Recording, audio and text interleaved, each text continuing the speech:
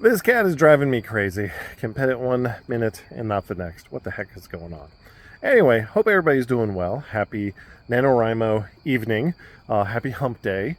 Happy Woden's Day. Happy all the things. And writing can be very stressful and very painful. When you do something and it doesn't work out, again, you feel a lot of disappointment, a lot of sadness, maybe some anger, some frustration. And it's hard to kind of pull yourself out from that tailspin, especially when you're really feeling bad about something. The big thing I have to tell you is that's okay. And being okay with not being okay is hard to do, but is definitely a worthwhile skill to learn. And again, it is a skill. It is something you learn. It's something you have to practice. Deal with a lot of your frustration. Oh, can I pet a kitty? Just a tail. All right, never mind. And let me see if I just put my hand out. No love on the kitty. Oh well. So when you're dealing with, sadness and disappointment with your writing and what's going on with everything, don't be. There she ran off.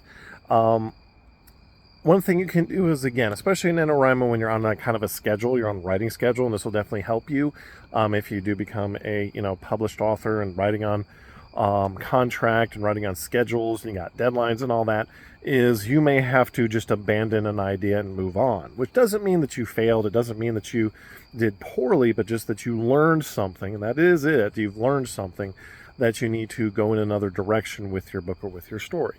And pet the kitty. Oh, almost a full pet, and nothing after that. So when you're, I know y'all are going to just watch for the kitty content, not for the me content.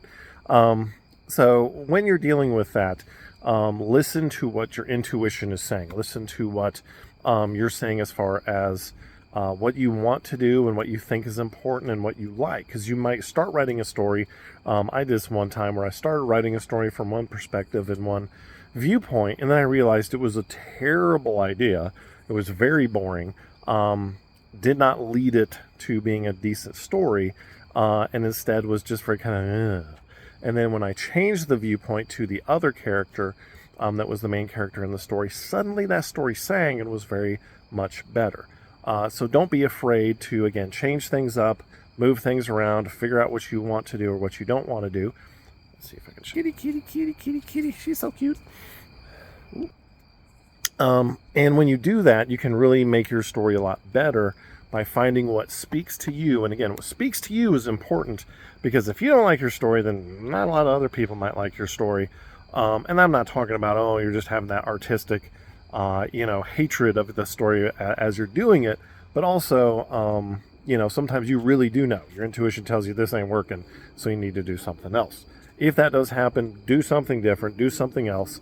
And if you don't like it, again, your readers might not like it either. So do something, and then things might get a lot easier or better for you, and you might really enjoy it.